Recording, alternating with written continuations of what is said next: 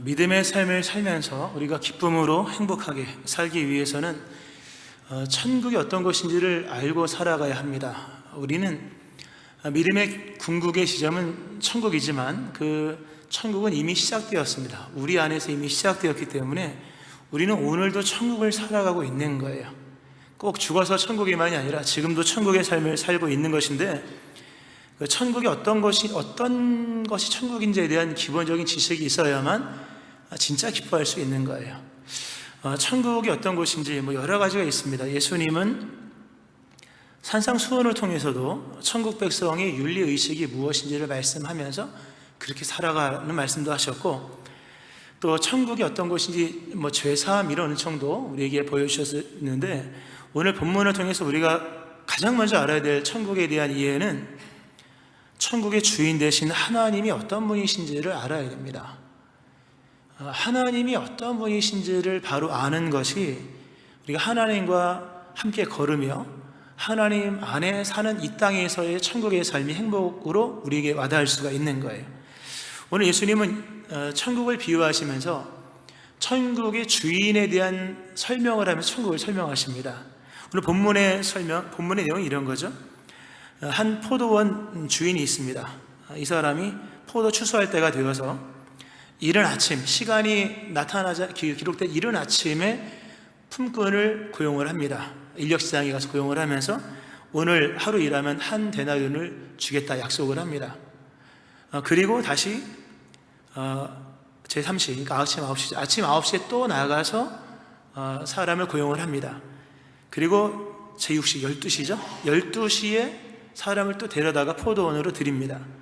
그리고 오후 3시, 마지막으로 일 마치기 전 1시간 전인 오후 5시에 사람을 고용하여서 씁니다. 참고로 그 당시에 이제 포도 농사에 대한 얘기지 않습니까? 팔레스타인에서 주로 이제 농사 짓는 것이 포도 농사였는데, 이 포도를 주로 9월 말쯤에 추수를 한다고 합니다. 근데 포도라는 게 우리가 먹어봐서 알지만 당도가 중요하잖아요. 그 단맛에 먹는 건데, 그 일조량이 당도를 좌우하기 때문에 어쨌든 추수하기 직전까지 햇빛을 많이 쬐어야 하는 겁니다. 근데 이제 포도라는 게 너무 이렇게 오래 놔두면 또 알알이 다 떨어지잖아요. 너무 녹익어버리면 떨어지기 때문에 가장 농도가 짙을 그때에 수확을 해야 됩니다. 그래서 일손이 필요하고, 또 9월 말이 지나면 우기가 온다고 합니다. 그러니까 아무리 농도를 잘 만들어놔도 비 한 번 오면 끝나는 거잖아요. 그러니까 추수 때는 항상 사람의 일꾼이 손이 모자란 겁니다. 그래서 이 일당을 하루 동안 일하는 일꾼만 필요한 게 아니라 때때로 1시간 일하는 사람도 필요했다고 합니다. 자, 이제 그런 배경에서 오늘 이 주인이 이른 아침 9시, 12시, 오후 3시, 오후 5시 이렇게 일꾼들을 데려왔습니다. 그리고 일을 마치고 이제 노임을 줘야 되지 않습니까? 하루 일당을 줘야 되는 이제 그때 청지기에게 일당을 주라고 합니다. 근데 맨 나중에 오후 5시에 들어와서 1시간 일한 사람부터 임금을 주는 겁니다. 근데 놀랍게도 한 데나리온을 주는 거예요. 한 데나리온은 노동자 하루 품삯인데, 당시에 하루의 일의 양은 해 뜰 때부터 별 보일 때까지라고 합니다. 근데 그렇게 일해 얻을 수 있는 한 데나리온을 1시간 일한 사람에게 주는 거예요. 그러니까 아침 일찍 온 사람이 왔을 때는 저 1시간 일한 사람한테 한 데나리온 준다면 나는 아침부터 와서 일했으니까 나에게는 상여금이 있겠다, 보너스가 있을 것이다, 그 잔뜩 기대를 하고 있는데 자신에게도 한 데나리온을 주는 겁니다. 이 사람이 뭔가 화가 난 겁니다. 이럴 수가 있습니까? 우리가 더위를 무릅쓰고 이 뜨거운 광야와 사막의 열기를 무릅쓰고 아침부터 이 해 지는 시간까지 일을 한 우리들을 어떻게 1시간 와서 빗자루질하고 있는 저들과 같은 노임을 줄 수가 있습니까? 얘기를 합니다. 그 주인과 여러 얘기를 하면서 내가 뭘 잘못한 게 있느냐, 너랑 나랑 어차피 원래 계약이 하루 일당이 한 데나리온 아니야, 네 것이나 가지고 가라, 내가 선하다고 네가 나를 악하게 보느냐 라고 말씀하시면서 예수님께서 이 천국에 대한 비유를 하셨는데, 천국에 대한, 우리 천국을 소망하는 사람들로 살지만 천국이 어떤 곳이 어떤 특징이 있는지를 좀 아셔야 됩니다. 바로 이 주인 같은 일들이 천국 안에서 일어나는 것이요, 오늘 우리가 믿음으로 시작된 천국의 삶 속에서 오늘 이런 일이 일어나는 거예요. 이 본문에서 예수님 그 주인이 그러잖아요. 내가 선하다고 네가 나를 악하게 보느냐. 우리 하나님은 선하시지만요, 선하신 하나님 이해가 안 되면 그 선함마저도 악하게 보일 수가 있는 거예요. 하나님 우리에게 행하신 일이 얼마나 은혜로운 일입니까마는 그 은혜로운 일을 은혜로 이해하지 못하면 그 은혜가 우리에게 은혜될 수 없는 거예요. 그러면 뭐 안 되네, 모든 게 끝나는 거죠. 무슨 문제가 이렇게 발생한 거냐 할 때 이 공평함에 대한 문제가 발생한 겁니다.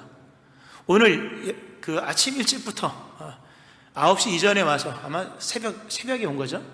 이 사람이 말하는 내용은 불공평합니다. 어떻게 나를 그 사람과 같이 여겨줍니까? 그 사람은 한 시간 일했고 나는 10시간 일했습니다. 어떻게 1시간 일한 사람과 10시간 일한 사람이 이렇게 차이가 있을 수 있겠습니까? 라고 얘기하는 거예요. 근데 하나님은 아무런 문제가 없다라고 얘기하십니다. 이게 무슨 말씀입니까? 인간의 공평의식과 하나님의 공평하심에 대한 이해가 완전히 다를 수 있다는 거예요.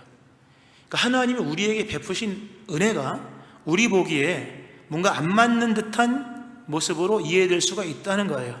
근데 인간은 이성적인 존재이고 또 감성이 있는데, 감성도 이성의 영향을 받아서 뭔가 이해가 안 되면, 뭔가 기분이 나쁘면, 그러니까 이해가 불합리로 치달으면 기분이 나빠요. 우리가 믿음 생활 해봐서 아시겠지만 기분 나쁘면 믿음 생활하기 진짜 어렵거든요. 그러니까 하나님의 은혜가 기분 나쁘게 이해가 되기 시작하면 믿음 생활은 오래가기가 힘들죠. 우리가 이 본문을 통해서 말씀하시는 천국에 대한 이해, 하나님의 공평하심과 인간이 생각하는 공평은 완전히 다르다. 세상에서 말하는 특히 우리들이 생각하는 특별히 오늘 본문이 보수에 대한 거잖아요. 보수 또는 뭐 노임 또는 뭐 수당, 이런 개념으로서, 일한 것에 대한 수당의 개념으로서 오늘 본문이 천국의 설명이 되는데, 그 부분에서 우리의 주인이신 하나님은 우리와 너무 다르다 하는 거예요. 인간의 생각에 보수에 대한 일반적인 평등은 산술적입니다. 1시간 일했으면 1시간만큼 받아야 돼요. 5시간 일했으면 5시간 시급을 받아야 됩니다. 10시간 일해서 10시간을 받아야 되는 거예요. 내가 10시간을 일하고도 1시간 노임을 받으면 잘못된 거고, 반대도 마찬가지죠. 1시간 일한 사람이 10시간 몫을 받으면 잘못된 것이라고 얘기를 합니다. 맞는 말이죠. 그러나 그것은 일한 양으로 평가했을 때 그런 거예요. 이 세상의 공평이 산술적이라는 게 일의 양을 가지고 얘기합니다. 일을 많이 한 사람에게는 많은 임금을 준다. 일의 양을.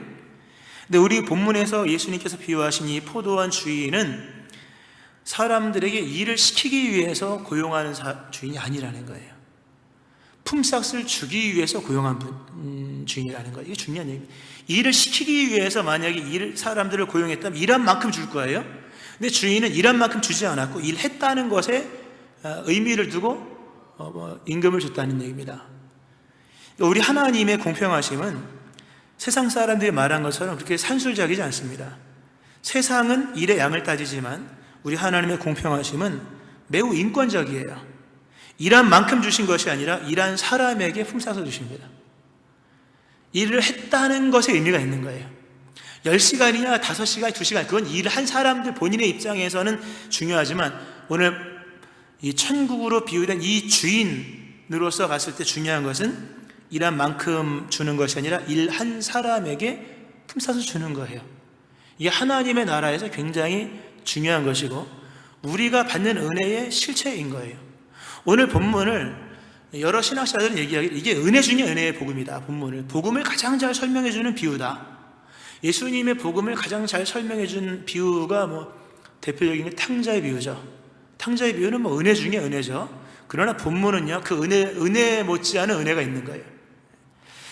우리 하나님께서 우리에게 베풀어 주신 은혜는 굉장히 큽니다. 그 은혜로 말미암아 우리가 구원받았는데, 그 우리에게 주신 은혜의 핵심 중에 우리가 잊지 말아야 될 것은 그 우리에게 베푸신 모든 은혜는 다 불공평의 은혜다라는 거예요. 우리가 뭘 많이 해서 은혜 받는 게 아니에요. 믿었기 때문에 은혜 받은 거예요. 믿음 생활을 길게 했기 때문에 은혜 받은 것이 아니에요. 믿었기 때문에 은혜 받은 거예요. 믿음 안에서 수많은 일을 했기 때문에 은혜 받은 게 아니에요. 믿었기 때문에 은혜 받은 거예요. 여기에는 세상에서 산술적으로 말하는 또는 일의 효율과 능력으로 말하는 내용은 전혀 들어가지 않습니다. 하나님은 믿으면 구원을 주시는 분이에요. 일을 하면 일한 상급을 주시는 분이라는 거죠. 이것을 우리가 이걸 인정해야 됩니다. 이 제자됨이라고 하는 것은 하나님의 공평하심을 인정하는 사람을 말하는 거예요. 하나님의 일에는요, 우리가 생각할 때 불공평하고 불공정한 일이 얼마나 많은지 몰라요. 근데 그것을 기뻐할 수 있어야 돼요. 오늘 본문에서 이렇게 주인한테 한 데나리온 받은 사람, 특별히 일 많이 하는 사람들이 주인한테 불만을 가졌던 것은 뭡니까? 주인이 기뻐하는 것이 난 기쁘지 않다는 거예요. 믿음은 하나님이 기뻐하시는 일을 기뻐하는 거예요. 또 오늘 이 주인은, 이 주인으로 비유된 우리 하나님은 너무나도 이상해요. 이렇게 하면 세상 사람들 다 싫어해요. 그리고 이렇게 하면 본인한테도 안 좋은 일이에요. 근데 우리 하나님은 이렇게 불공평한 듯 은혜를 베푸시는 것을 기뻐하신다는 거예요. 우리도 이것을 인정을 해야 됩니다. 제자됨이라고 하는 것은 주인의 즐거움에 참여하는 것이고, 주인의 즐거움은 은혜 주실 만한 자에게 은혜를 그냥 주시는 거예요. 일을 많이 했기 때문에 일을 한 자에게 주시는, 그러면서 기쁘게 주는 거예요. 1시간 일한 사람한테 한 데나리온을 줄 때 주인이 이거 너무 아깝다, 괜히 불러서, 이게 아닌 거예요. 너무 기뻐하면서 주는 이 기쁨을 위하여 이 사람을 고용을 한 거예요. 그 하나님을 보고 기뻐할 수 있어야 되는 겁니다. 우리는 의외로 교만해요. 우리는 의외로 신앙적이지 않아요. 내가 무언가를 해서 은혜를 받고 있는 줄 알고 있는 거예요. 우리가 오늘까지 받고 누리고 있는 모든 것을 내가 무언가를 한 것에 대한 보수로 여긴다면 믿음은 파탄난 겁니다. 우리 중에 어느 누구도 하나님께 빚을 지을 수 있는 사람은 없습니다. 즉 내가 무언가를 먼저 해서 하나님이 내가 갚아야지, 이렇게 할 수 있는 사람은 아무도 없는 거예요. 로마서 말씀하죠. 11장에 누가 주께 먼저 드려서 갚으심을 받겠느냐. 누가 하나님께 먼저 뭔가를 해서 하나님을 빚지게 만들어서 먼저 갚으심을 받겠느냐. 없다는 거예요. 이는 만물이 주에게서 나오고 주로 말미암고 주에게로 돌아갑니다. 다 주님에게서 나온 거예요. 우리가 받은 모든 것은 일하지 않고 받은 복들이에요. 로마서 4장에 나오죠. 우리가 받은 복이 어떤 복인지 4장에 나옵니다. 일하는 자에게는 그 삭시 은혜로 여겨지지 아니하고 보수로 여겨지거니와 일을 아니할지라도 경건하지 아니한 자를 의롭다 하시는 이를 믿는 자에게는 그 믿음을 의로 여기시나니, 일한 것이 없이 하나님께 의로 여기심을 받는 사람의 복에 대하여 다윗이 말한 바 쭉 나가죠. 우리가 오늘까지 받은 앞으로도 받을 복의 복됨은 일한 것이 없이 하나님께 의로 여기심을 받는 거예요. 물론 하나님은 공짜로 주진 않으신 거예요. 본문을 보면 1시간 일했죠. 한 데나리온 받았죠. 1시간 일했기 때문에 일에 대한 보수로 준 것이지만, 그 사람이 받은 한 데나리온의 그 값어치에 비하면 이 사람이 한 일은요 거의 일을 안 한 것과 다름이 없는 거예요. 우리가 하나님께 받은 은혜는 어마어마합니다. 근데 그 받은 모든 은혜는 우리가 믿어서 뭘 하고 아니라 하나님이 그냥 주신 거예요. 그 놀라운 은총을 일한 것이 없는 우리들에게 그리스도 예수 안에서 주셨다고 하는 거예요. 이 사실을 인정하셔야 돼요. 왜냐하면 많은 분들이 불평불만이 많거든요. 왜 저 사람은 저렇게 한 것도 없는데 뭘 많이 받습니까? 나는 열심히 했는데 뭘 못 받습니까? 이거 착각입니다. 우리 하나님은 반드시 우리에게 은혜를 주세요. 근데 은혜라고 하는 것이 세상에서 말한 것처럼 꼭 돈으로만 주는 게 아니에요. 저 사람에게는 돈으로 주었다면 나에게는 지혜로 줄 수도 있는 거예요. 저 사람 오늘 당장 복을 받았다면 나에게는 천국의 상급으로도 줄 수 있는 거예요. 저 사람은 당대가 복을 받았다면 우리에게는 후대로의 복으로 줄 수도 있는 거예요. 하나님은 반드시 은혜를 주시는 분이에요. 내 눈에 그것이 불공평해 보이고 뭐가 맞지 않는 것 같아 보여도 하나님의 은혜는 불공평하지 않다는 거예요. 그리고 거꾸로도 마찬가지. 우리 잘나서 복 받았습니까? 내게 하나님께서 내게 베푸신 모든 은혜는 알고 보면 다 불공평의 은혜예요. 그분이 불공평하게 주셨기 때문에 내가 오늘 은혜를 받는 거예요. 할렐루야. 이 믿음을 우리가 가지고 있어야 됩니다. 특별히 오늘 이 천국이 이 주인 것 같다. 하루 한 시간 일하는 사람에게 한 데나리온을 준다고 하는 것은요, 우리에게 큰 이건 도전 같은 일이고 희망 같은 일입니다. 왜냐하면 보세요. 세상은 유능한 사람을 고용합니다. 능력 있는 사람을 써요. 그래서 그 사람들에게 돈을 많이 줍니다. 무능한 사람들에게는 급여가 적죠, 당연히. 세상에 말하는 유능과 무능, 우리도 유능하기를 힘쓰지만 사실 유능과 무능은 누가 정한 것인지, 특별히 그 유능과 무능이 의미가 없을 수가 있는 거예요. 특별히 천국의 세계 속에서는. 오늘 본문을 보면은 그 주인이 나가서 오후 3시에 나가서 너네 왜 여기 서 있냐? 또 맨 마지막 시간에도 5시에 이제 해 져서 1시간 이제 마무리할 시간 나가 너네 왜 하루 종일 여기 놀고 있냐? 참 씁쓸한 얘기를 하죠. 그 사람들이. 주여, 주인님, 우리를 아무도 써주는 사람이 없습니다. 참 슬픈 얘기죠. 얼마나 못났으면 아무도 안 써주겠습니까? 아무도 써줄 사람이 없는 거예요. 하루 종일 우리를 써주십시오. 그냥 하루 일당 아니어도 밥만 줘도 됩니다. 써주시기만 하십시오. 근데 아무도 써주지 않는 거예요. 얼마나 못났으면, 얼마나 무능했으면. 근데 보세요. 그 사람, 그렇게 무능한 사람을 데려서 1시간 일을 시키고 한 데나리온을 줍니다. 이 역설이 있는 거예요. 하루 종일 일한 사람이 한 데나리온을 받는 것은 능력이 아니에요. 그건 일한 것에 대한 대가니까 능력이 아닌 거예요. 일을 했기 때문에 그만큼의 보상을 받은 거지 능력이 아닌 거예요. 근데 1시간을 일을 하고 하루 종일 일한 사람의 몫을 받는다면 그건 유능인 거잖아요. 그렇죠? 1시간 일하고 하루 종일 일한 사람이 받는 품삯을 받으면 대단한 능력인 거예요. 남들보다 10배 능력이 있는 거예요. 10시간 일하고 한 데나리온 받는 사람이 있는 반면에 1시간 일하고 한 데나리온 받는다면 남들보다 10배의 능력이 있는 거예요. 이게 하나님의 세계입니다. 하나님의 은혜의 세계가 어떤 세계인지를 아셔야 됩니다. 예수 안에 있을 때 성도의 유능무능은 중요하지 않아요.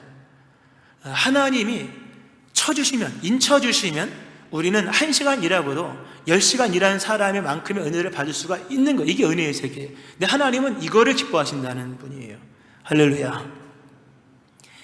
그러니까 성도의 유능이라고 하는 것은요, 우리가 뭐 많은 일을 했다고 많은 걸 받습니까, 여러분? 인간의 유능이 하나님의 좋은 결과를 만든다고 생각하십니까? 유능한 인재가, 유능한 사람이 좋은 결과를 만드는 게 아니에요, 여러분. 로마서에 말씀하죠. 야고보서죠. 온갖 좋은 은사와 온전한 선물이 다 위로부터 빛들의 아버지께로 내려오나니, 모든 좋은 결과는 위로부터 오는 거지 인간의 유능이 만들어낸 게 아닌 거예요. 이 한 시간이라고 한 데나리온 받은 이 사람은 자기 능력으로 받은 게 아니에요. 주인이 그렇게 주었기 때문이에요. 근데 주인이 그렇게 주는 순간 그 사람은 유능한 사람이 된 거예요. 1시간이라고 한 데나리온 받았으면 유능한 거지 않습니까? 은혜 아래 거하셔야 돼요. 은혜 아래 거하면 유능한 사람 됩니다. 세상에서 말하는 유능이 아닌 거예요. 천국은 그런 얘기가 아닌 거예요. 유능한 사람이 유능한 걸 만들더라. 이거 너무 세상적인 얘기잖아요. 믿음의 세계는 그렇지 않아요. 무능한 사람도 하나님의 은혜 속에서 세상에 유능한 사람이 평생 할 수 있는 일을 믿음의 안에서 그 사람이 1년 만에도 할 수가 있는 거예요. 이러한 믿음이 여러분 안에서 희망으로 와닿기를 주의 이름으로 축원합니다. 놀라운 얘기입니다. 그러니까 하나님의 그리스도 예수 안에서 베푸신 하나님의 은혜는 곧 우리에게 유능인 거예요. 그러므로 하나님께서는요, 쓰시지 못할 사람이 없는 거예요. 아무도 나를 써주는 사람이 없습니다. 상관없어요. 하나님 쓰시면요, 하나님이 일을 했다는 것 안에서 그에게 품삯을 주시는 거예요.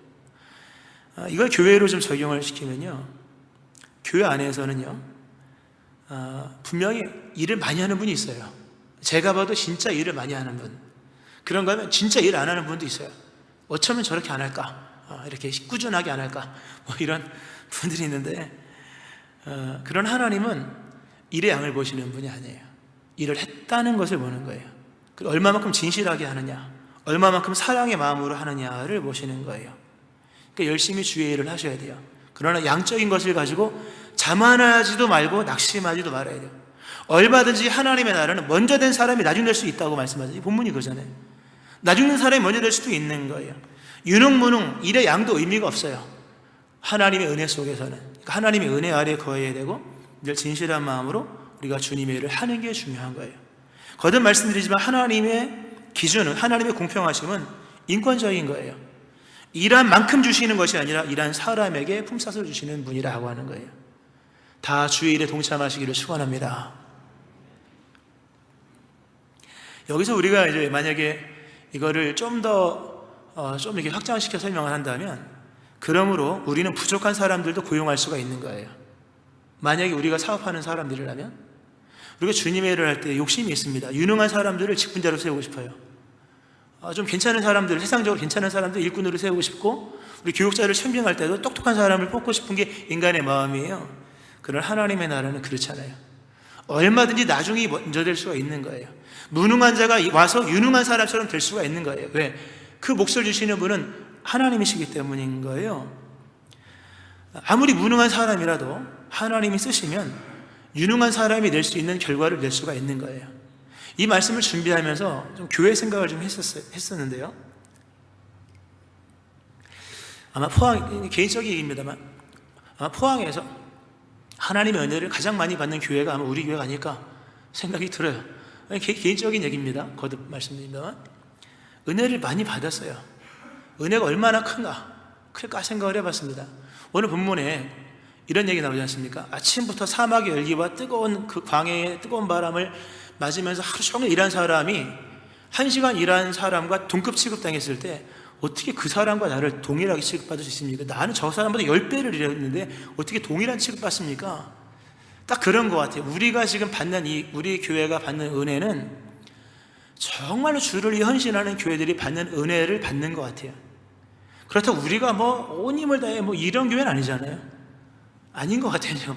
그렇게 이렇게 아주 잘하는 교회, 아주 특출난 이런 교회만큼은 아니잖아요. 솔직히 말해서 그냥 평범한 교회입니다.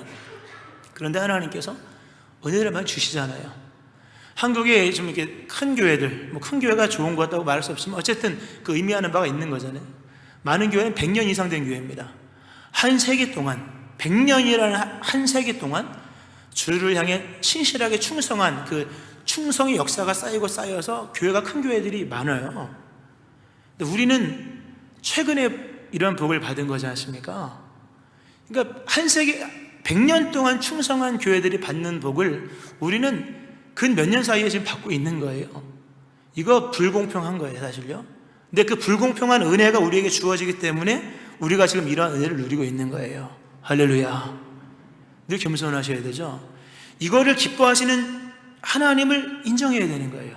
이 하나님은 이런 분인 거예요. 남들 10년 일하는 사람에 해당한 것을 1년밖에 안 했는데 주시는 분이 하나님이신 것이에요. 근데 이게 받을 땐 좋은 거잖아요. 그러나 내가 10년을 수고했는데 내가 받은 것과 저 사람 1년 한 것이 나랑 같다 할 때도 우리는 그걸 기뻐할 수 있어야 되는 거예요. 정직해야 되죠. 내가 원하는 만큼 그에게도 헤아려 줘야 되는 거지 않습니까? 이런 부분에서 우리는 받는 건 좋아하지만 남이 받은 것에 대해서는 우리는 그걸 좀 싫어할 때가 있거든요.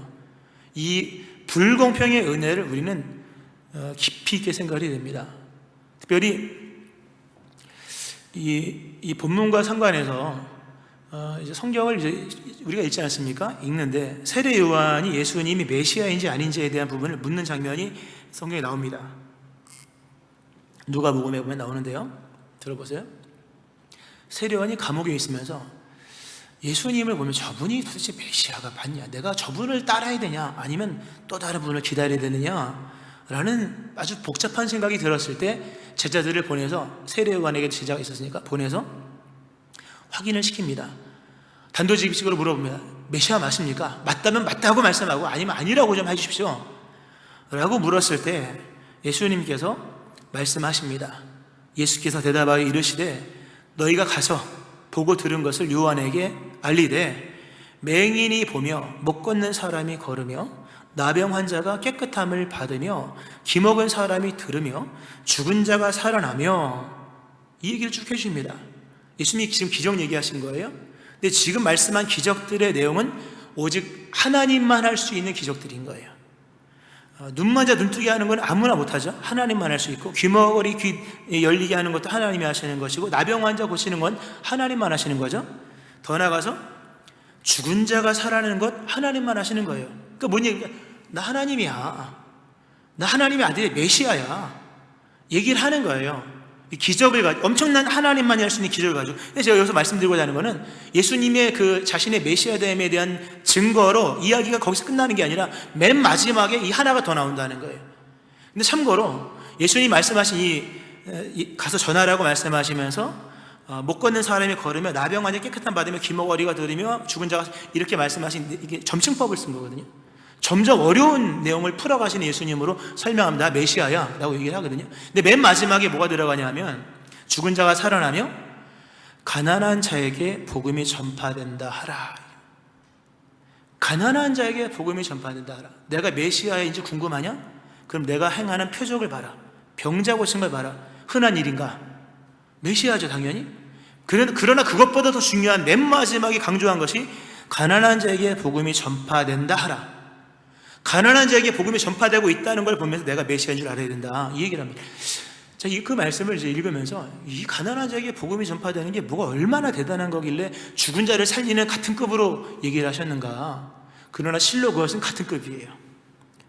죽은 자가 살아난 것보다 더 큰 기적은 가난한 자에게 복음이 전파되고 있었다고 하는 거예요. 예수님을 통해서 설명을 드리면요, 당시의 이 종교는, 예수님 당시 종교는 굉장히 귀족화됐죠. 우리가 잘 아는 귀족화가 되고, 이 거룩이 순수하게 거룩이라는 개념보다는 거룩은 구별인데, 이 구별이 차별로 흘러가는 거예요.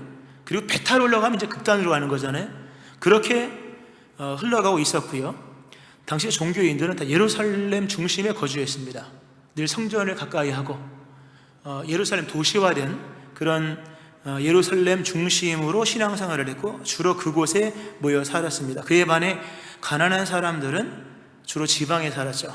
갈릴리, 저 가버나움 뭐 이런데 구석진 데서 살았습니다. 신앙생활 자체가 어려운 거예요. 바리새인들은 이런 사람들을, 성전을 멀리할 수밖에 없고 이렇게 가난하게 사는 사람들을 용어를 써서 죄송합니다만 암하레츠라고 하는 용어를 써서 그렇게 하대했습니다. 암하레츠라고 하는 것은 땅의 사람들이라는 뜻입니다. 이게 원래 구약에서는 좋은 의미였어요. 가나안 땅에서 약속을 받고 살아가는 그 백성의 그 백성, 또는 그 나라의 어떤 국민으로서 이렇게 암하레츠라고 했는데, 땅의 백성들인데요, 포로기 이후를 지나면서요, 정말 말 그대로 땅에 살아가는 사람들을 암하레츠라 불렀다는 거예요. 그 땅에 사는 사람들 뭡니까? 가난한 사람들이죠. 좋은 집에 사시는 분들은 집이 2층도 되고 3층도 되고 하잖아요. 그러나 이 당시 가난한 사람들은 말 그대로 맨 땅에 천막 같은 거 하나 치고 거적대기 깔고 살아가는 거예요. 정말 땅바닥에 살아가는 사람들인 거예요. 그러니까 이 사람들은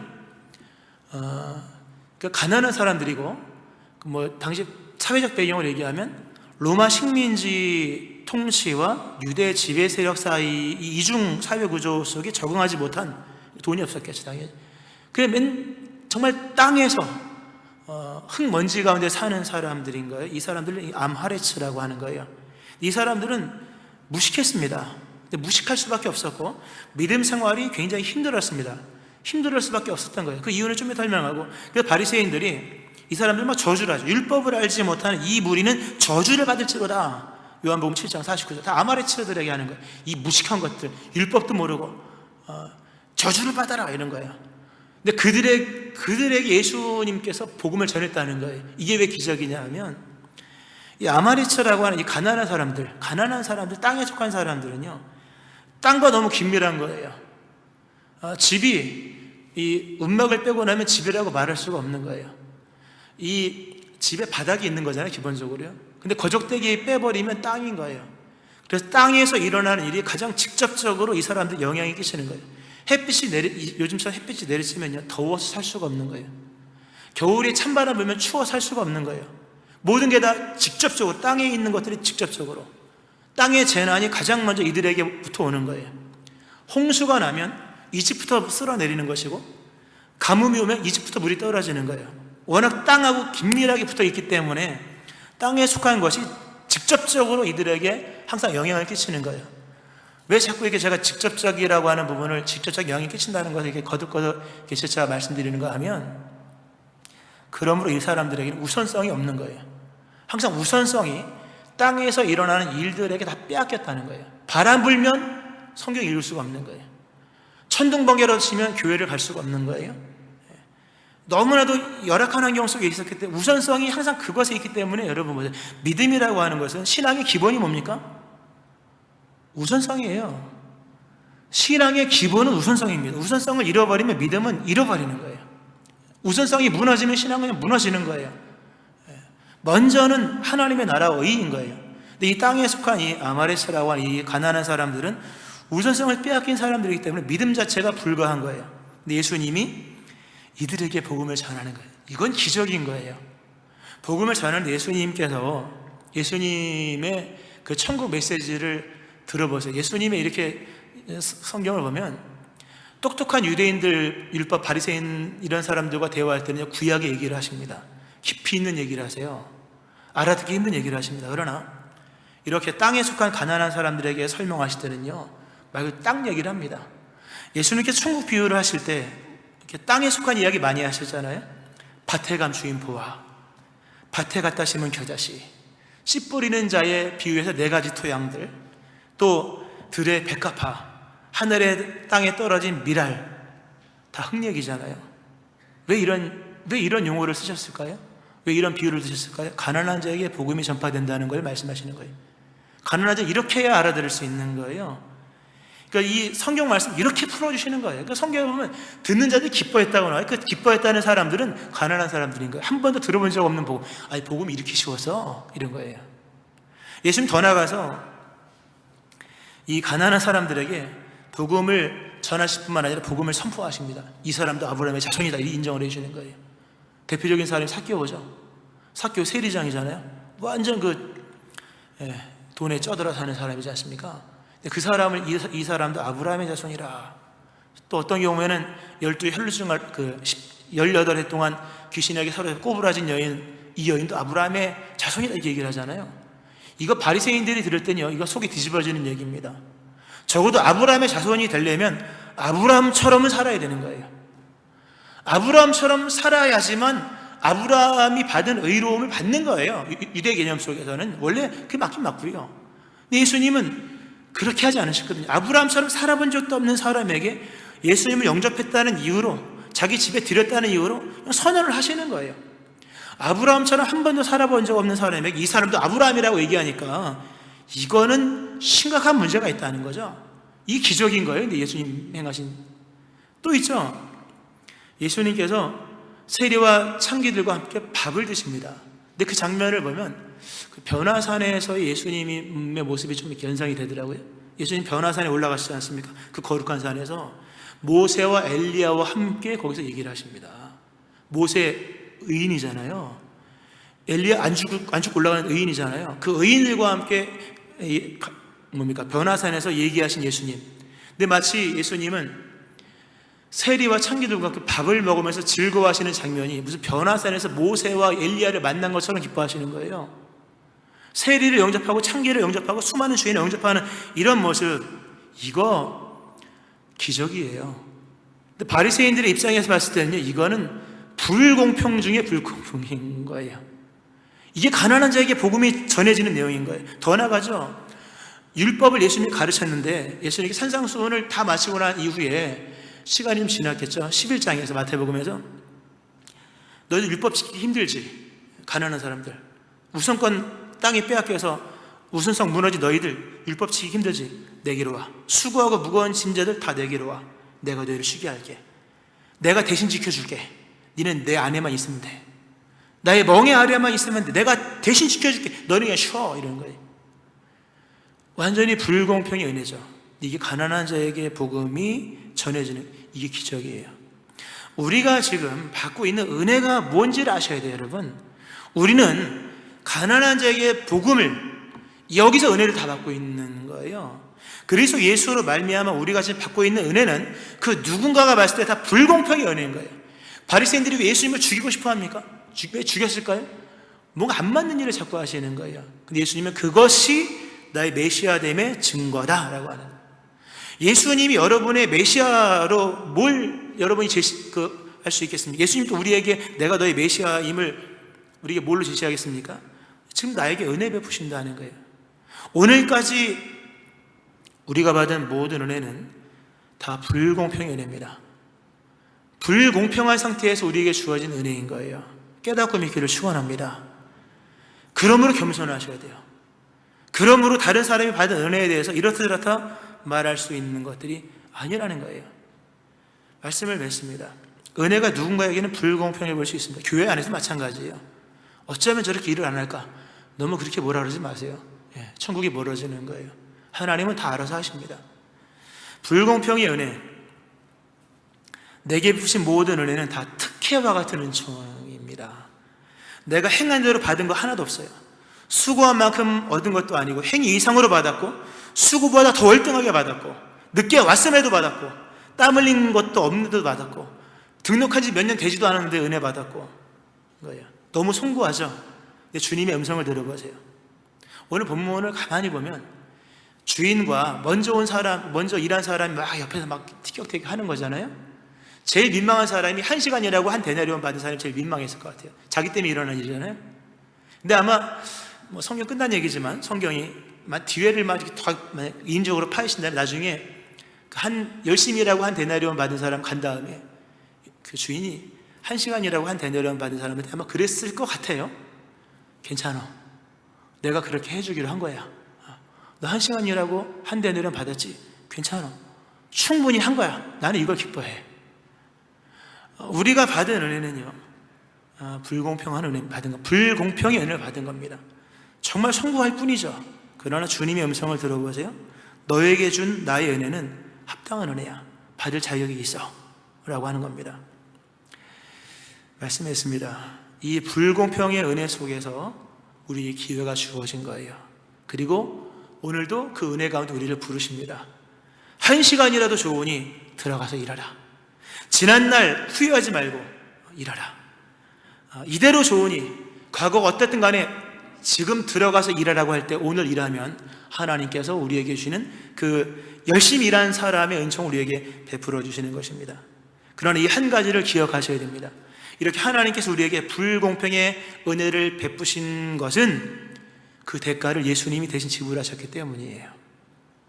모든 게 불공평함으로 끝난 하나님 이상한 분이죠. 우리에게 불공평의 은혜가 주어진 것은 예수님께서 불공평의 대가를 자신의 육체로 피값으로 생명으로 지불하셨기 때문인 거예요. 그리스도 예수께서 이곳에 계시고 우리 안에 계시고 그분은 우리가 그리스도 예수로 인정하는 한 우리에게 앞으로도 불공평의 은혜는 계속 지급될 겁니다.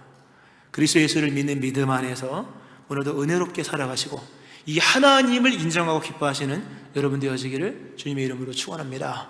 아멘. 기도하겠습니다.